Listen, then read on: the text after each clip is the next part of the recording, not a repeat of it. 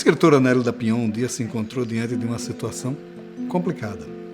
O médico deu-lhe poucos meses de vida. Ela resolveu fazer uma reflexão. Uma reflexão não só sobre a vida, mas sobre a cultura que ela adquiriu ao longo dos anos. Uma reflexão sobre o que é ser brasileiro e, sobretudo, hispânico. O livro Uma Furtiva Lágrima, que a gente conversa sobre ele agora nessa entrevista, modula todos esses sentimentos. Onde esteja, sou camponesa, desorganizo a vida em nome da tradição.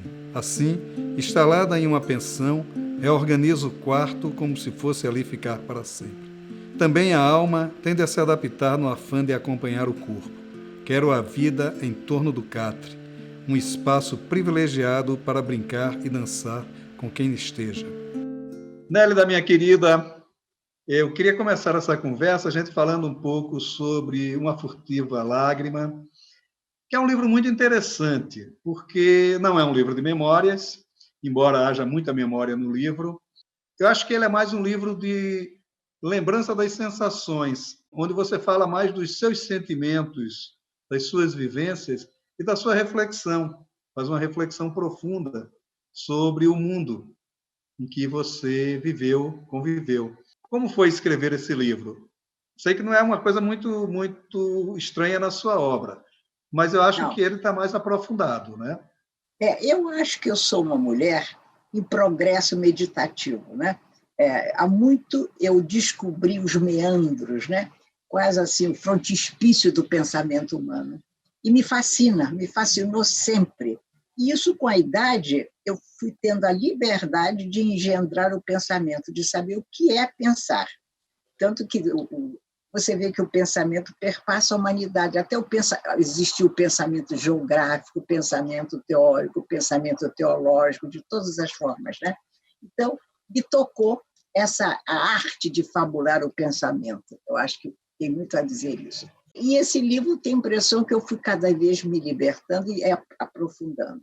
Esse livro nasce inicialmente, mas depois se desprende, fica libertário, de uma sentença de morte que eu recebi de um médico dizendo que me deu 6 meses de vida, ou talvez 8.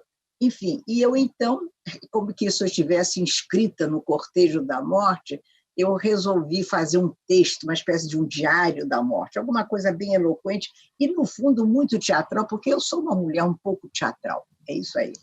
E aí, à medida que eu avançava, os pensamentos iam aflorando. O que eu pensava? Eu pensava o que está ao alcance do humano. O que a nossa humanidade produz? De que ela é feita? De palavras. O verbo é a coisa mais essencial que nós temos. Não existe nada mais absoluto, mais transcendente, mais ordinário, escatológico que a palavra, né? A palavra é refinada e é grosseira, ela é tudo, ela é tudo. Então, mediante esse acerto meu com a palavra, não é? Eu fui escrevendo sobre os pensamentos, sobre os sentimentos, mas você vê que eu tento desvincular-me daquilo que eu penso. Eu não penso só por mim, eu penso por um coletivo, porque eu acho que essa é a tarefa do autor. O autor deve tentar desprender-se de si mesmo, embora carregue esse fardo de ser ele próprio, né? E tentar interpretar o que os outros são, porque eu sou os outros, né? Eu não posso avaliar ou valorizar a palavra ou o pensamento se eu não me estribo no próximo, né? Então, foi indo os pensamentos, os sentimentos, as pessoas, umas tinham corpo e tinham nome, outras não tinham, enfim, e fui avançando. Eu acho que o resultado é uma espécie de uma das novidades brasileiras, porque nós não avançamos muito pela seara do pensamento, não é muito da feição brasileira, não é isso?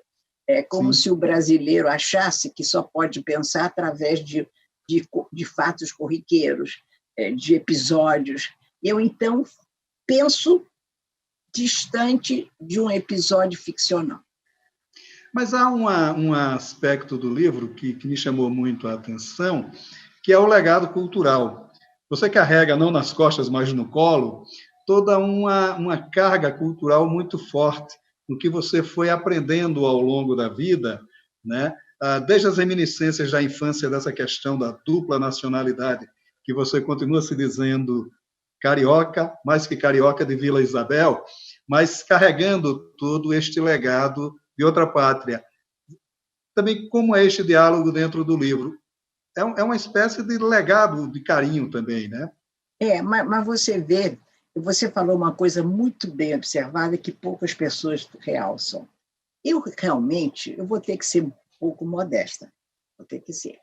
Eu tive, desde muito cedo, uma excepcional oportunidade de me tornar, entre aspas, uma mulher culta. Isso mas não é uma cultura que eu preciso exibir uma moldura, não. É uma cultura que se desfaz e, ao mesmo tempo, vai se acumulando diante de tudo que eu fui lendo, de tudo que eu fui pensando, de tudo que eu fui contrastando uma coisa com a outra, todas as culturas, todas as civilizações. Eu frequentei alguns séculos, eu gosto muito de dizer isso, Maurício, eu gosto de dizer que eu amo certos séculos e não gosto tanto de outros. O que significa que eu trafeguei por eles, eu os visitei, eu os estudei, não é? De repente, isso facilita muito a minha imagística, as minhas metáforas. Eu não tenho medo de utilizar metáforas como sejam, e elas me vêm de todos os cantos do mundo, né? Porque, aliás, há um autor extraordinário, e Machado também usa isso, mas, por exemplo, o Borges, Jorge Luiz Borges é uma grande exceção no mundo hispano-americano, que era um mundo, até um certo tempo, muito confinado ao localismo, né? A uma visão um pouco das florestas, uma visão costumbrista que os hispanos tinham. O Borges quebra com esses vínculos todos. Ele transita por todas as culturas, ele usa contos que são passados na China, ele recorre aos árabes, ao que seja, para ser o genial Borges, não é? Então, eu acho que eu desde menina, eu senti que eu podia atrever-me, ou seja, desvendar os mistérios da civilização, mais que cultura. Porque a cultura você pode discuti-la de várias maneiras, não é? E ela se serve a vários préstimos. Mas a civilização é um apanhado de tudo que foi produzido pelo humano, né? Em todas as camadas, em todas as etapas, em todas as instâncias, né? Então, essa civilização ela tem que ser, por isso, defendida a ferro e fogo. Porque se uma cultura é ofendida, é empobrecida provisoriamente, atrás dela e de todas as culturas, há pilastras civilizatórias. Esse processo no livro, você descreve muito bem quando você começa a esmiuçar o cerne da civilização hispânica, né? A civilização que acaba formando o brasileiro que somos hoje. Quer dizer, todo aquele legado que você uma vez definiu muito bem, né, que somos filhos de Homero, né? Então, quer dizer, esse legado de Homero que você descreve também no livro de uma maneira muito profunda, né? Nós continuamos como filhos de Homero? Continuaremos sempre. Como é que você vai abolir Homero? Não tem, no dia que você abolir Homero e deixarmos de ser filhos de Homero, acabou. A barbárie vai avançar pelo mundo, pelo Brasil. Você vê que a barbárie tende a avançar pelo Brasil e pelo mundo. É um perigo. Nós temos que estar muito atentos a esses avanços, esse mundo inóspito que nos propõe. Então, Homero é eterno. Sabe o que eu acho do Homero? Homero, de algum modo, entre outros comparsas do mundo helênico, né? Eles nos ensinaram a contar histórias. Se você lê Heródoto, você lê Tucídides, você fica deslumbrada como eles abriram picadas e caminhos para que nós pudéssemos acreditar na eficácia da narrativa. E quem é essa narrativa? É invenção? Mas estriba-se no humano, não é isso? Portanto, eu acho que vai ser muito difícil, graças a Deus, eliminar Homero. E o meu sonho é convidar o Homero para comer uma feijoada na minha casa. Ele virá, com certeza. Refletir sobre o ato de escrever É uma certa tradição brasileira. Muitos fizeram isso. O Mário de Andrade, em suas cartas, ponteia tudo o que deve ser feito por um escritor de fato. Altran Dourado foi outro que muito refletiu sobre o ato de escrever. Mais que isso, ele ensinava como escrever. Ele até tinha uma piada, que ele dizia que planejava todo o romance e, no final, jogava todo o planejamento de lado e começava a escrever de fato. O seu livro, O Meu Mestre Imaginário, ele faz essa reflexão. Mas ele não fala da sua literatura, embora ele fale dos aspectos como modulou esta literatura. Ele fala da literatura de outros, personagens que ele adorava, como Faulkner, Machado de Assis, sobretudo, e ele vai modulando esses fazeres literários ao longo deste livro. É um livro curto, mas um livro fundamental. Aliás, esta é uma lição que o Altran Dourado deixa muito claro aqui em O Meu Mestre Imaginário. Leia Machado de Assis todos os anos, assim você limpa a língua. Há um aspecto muito interessante também, porque o livro é uma reflexão sobre a vida, sobre a alma brasileira, mas ela é também uma certa reflexão sobre o exercício da escrita, da imaginação, onde você salienta muito essa questão da possibilidade de se criar e de se inventar novos mundos, novos ambientes. Como é isso também na sua obra que você acaba construindo a partir dessa lágrima furtiva? É verdade. Tanto que eu devo adiantar a você que eu estou com um livro praticamente pronto sobre o pensar narrativo. São ensaios, são reflexões, são apontamentos, porque que eu já fiz isso em outro livro, em 2 ou 3 livros. Também, afinal, é meu ofício. Eu não posso viver meu ofício de forma distraída. Eu tenho que saber qual é a magia da criação. Por que, de repente, uma menininha lá de Vila Isabel, neta de imigrantes e pai imigrante, resolveu tornar-se uma escritora? E ser escritora é contar alguma coisa, é lidar com o âmago da língua, né? Por quê? Porque estava em mim, mas não estava só em mim, estava na minha natureza de mulher, na minha natureza de ser humano. Portanto, pensar sobre esse feitiço, né, ao qual nós estamos submetidos, eu acho uma naturalidade. Eu não posso imaginar que um escritor não pense profundamente como é o exercício da criação, que é narrar. Então, eu sou capaz de conversar horas sobre a criação literária. Eu dei vários cursos no mundo, nos Estados Unidos, na França, sobre criação literária. E aqui no Brasil, eu também dei vários cursos. E vou lhe dizer, não é pretensioso. À medida que você pensa nas entrelinhas, não é? Do seu ofício, da sua arte, vamos dizer também arte, que já é arte, é uma aprendizagem única. Porque eu, por exemplo, eu cada dia aprendo mais que enquanto eu escrevo, o que eu escrevo me educa. Não só ele tem uma capacidade coerciva, ele não apenas não diz, Nélia, você está indo para o caminho errado, não é assim, mas ele é generosa, a arte de narrar é generosa, porque ela diz, venha por aqui, Nélida, ou então, muito engraçada, ela recusa nomes de personagem. Olha, eu acabei um romance há 3 ou 4 dias, e tem uma personagem que é importante. Eu nunca gostei do nome dela ao longo desses 2 anos e tanto, nunca gostei.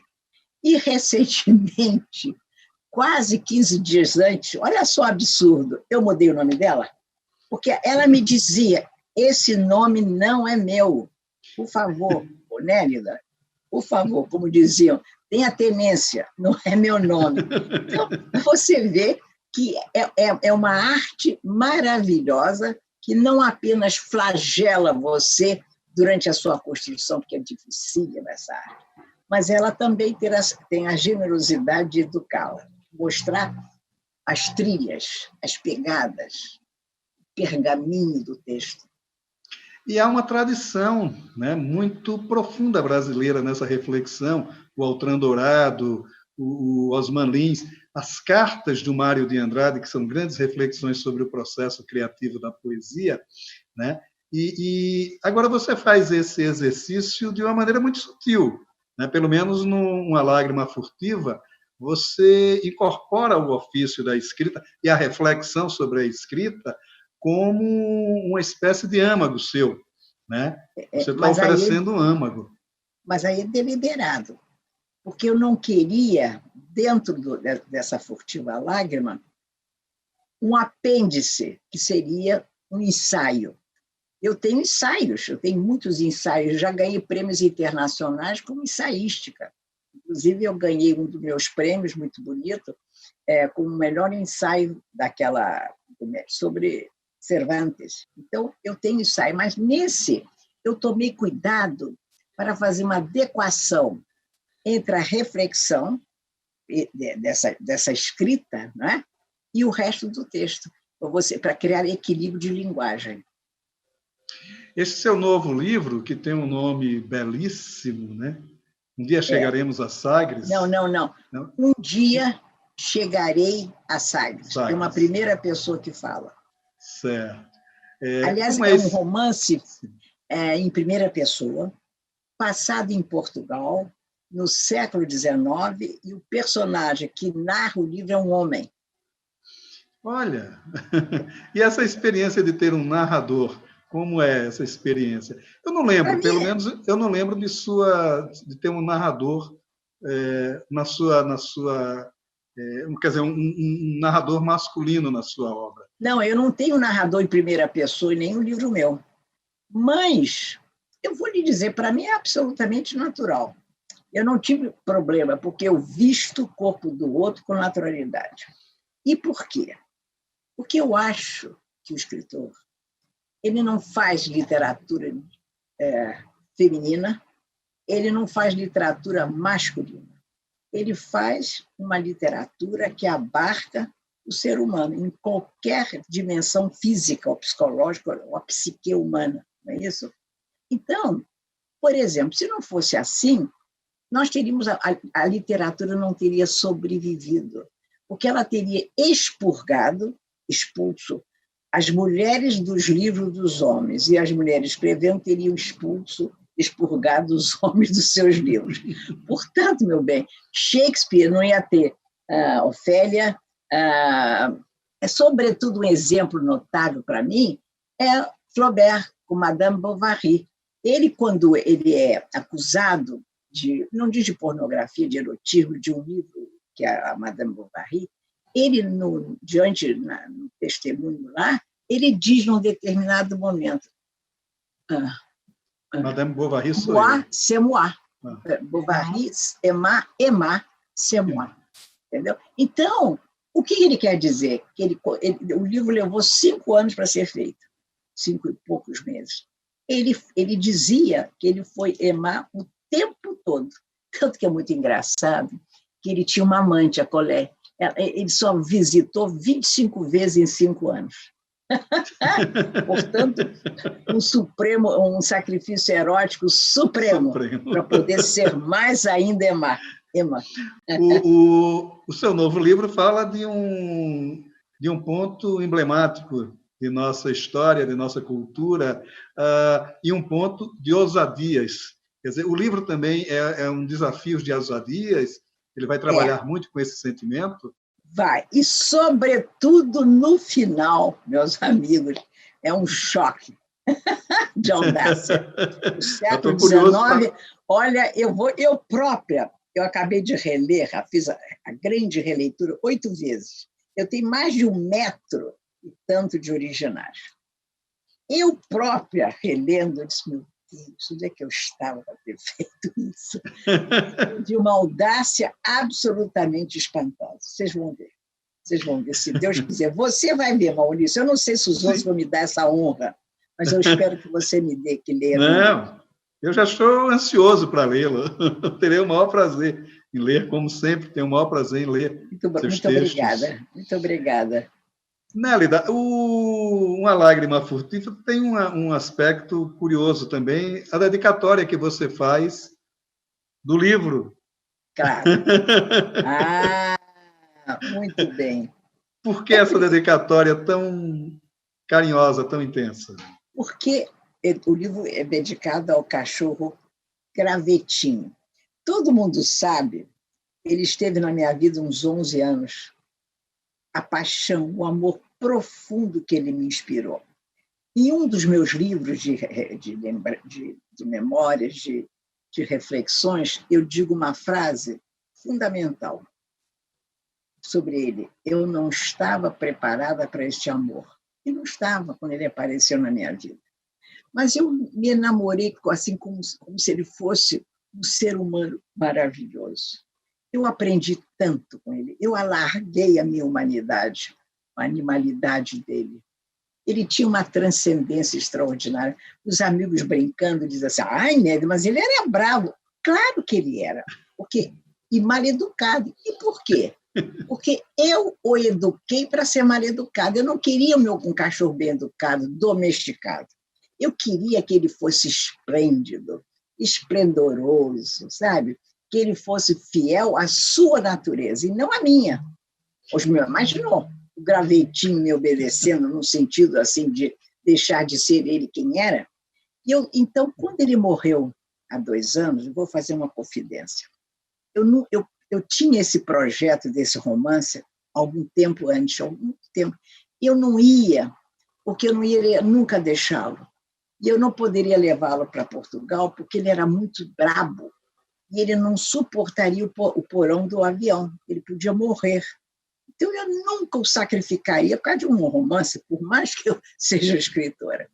Aí, há 2 anos e tanto, ele faleceu.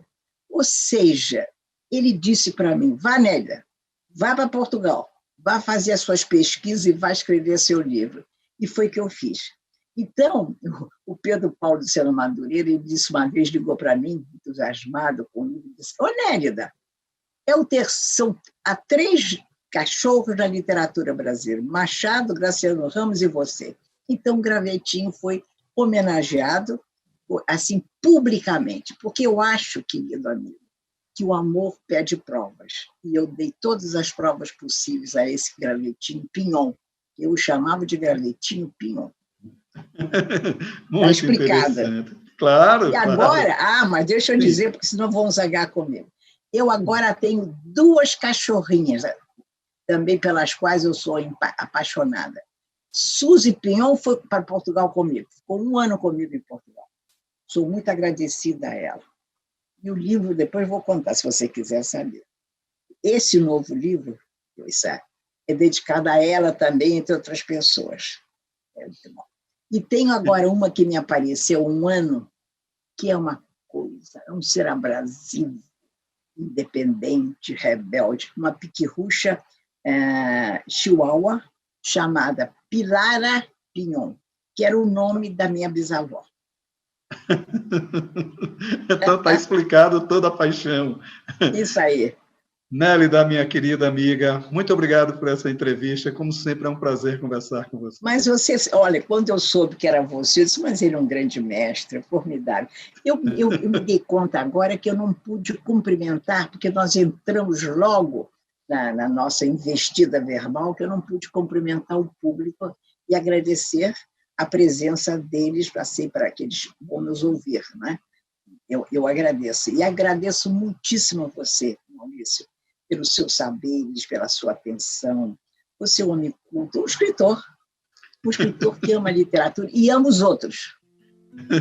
Obrigado, querida. Um grande beijo. Grande beijo. Olha só.